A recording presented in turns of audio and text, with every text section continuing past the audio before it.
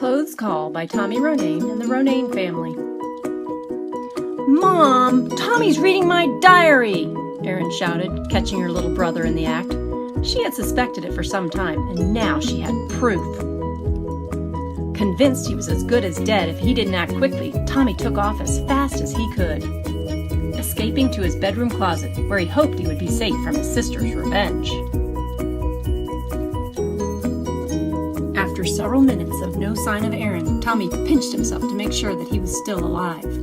He believed his sister had given up looking for him, but decided to stay in the closet just to be sure. He made a pillow out of clothes and dust bunnies, covered himself with some dirty socks and shirts, and snuggled up for the night in the closet.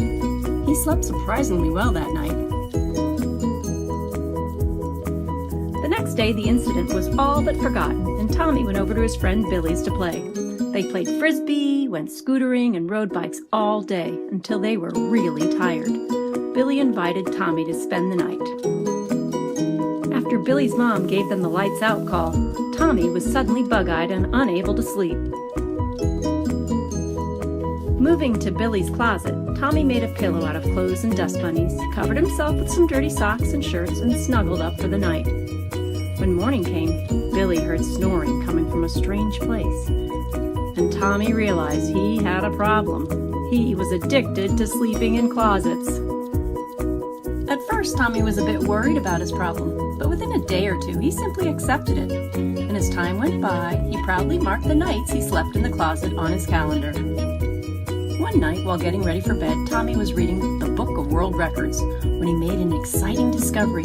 Not only was there a world record for consecutive nights spent sleeping in closets, Tommy was close to reaching it.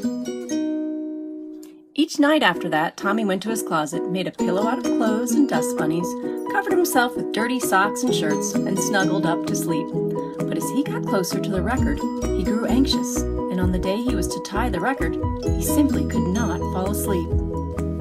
Thinking a change of scenery was all he needed, Tommy went to the closet of his sister Erin, who was sleeping that night at her friend Sarah Beth's house. The change worked. He fell asleep immediately. More importantly, he had tied the record. In the morning, Erin came home from Sarah Beth's house. After taking a shower, she went to her closet to get her clothes.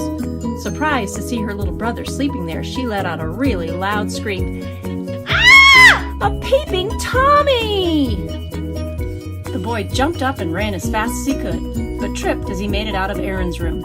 Teetering over the top of the stairs, dust bunnies covering his face and clothes, he let loose with a monstrous sneeze, losing his balance and falling head over heels down the stairs.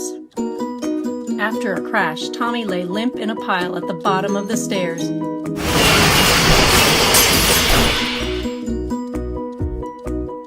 His arm was broken, his leg was broken, his fingernails were broken, even his hair was broken. Quickly, Tommy's mom and little sister Carrie ran to see what had happened. His mom picked up the phone and dialed 911. The rescue squad arrived there in minutes and took Tommy to the hospital. Once at the hospital, they wrapped Tommy in bandages and put him to bed. He was overcome with disappointment. He had tied the record, but he realized he would not be able to break it. When the words "visiting time is over" came across the hospital intercom, Tommy's mom, dad, and sisters all kissed him where his forehead used to be and went home for the night. After they left, a lady from the hospital linen service came in to take the sheets off the bed. Unable to see the bandage-covered Tommy on the bed, she cleared the bed and took Tommy with the sheets to the laundry room.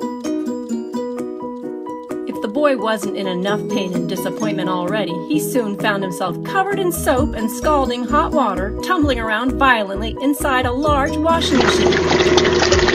In the morning, Tommy's family returned to his room, but when they found the boy missing and his mattress without sheets, they grew worried. While they were frantically looking for the boy, a lady from the hospital linen service came into the room, opened the closet door, and prepared to remake the bed. There, inside the closet, was Tommy, folded neatly within the sheets where he had spent the night. Seeing her little brother there, Erin grew excited. "You broke the record! You broke the record! I can't wait to write about this in my diary," she shouted. "And I can't wait to read it," Tommy said with a smile.